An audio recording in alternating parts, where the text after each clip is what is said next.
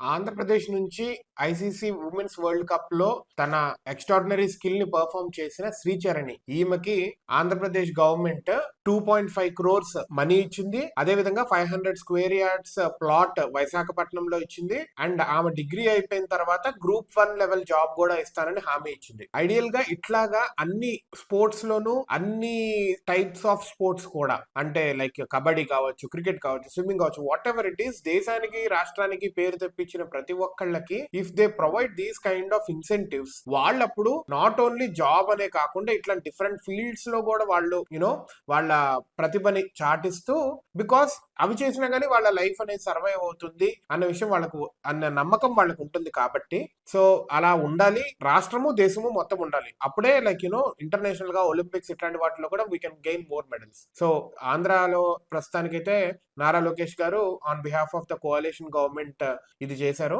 And we wish more sports and also ladies into sports కూడా ఎక్కువ రావాలి. We need to see like more people into international level గా వెళ్ళాలి మన భారతదేశం నుంచి.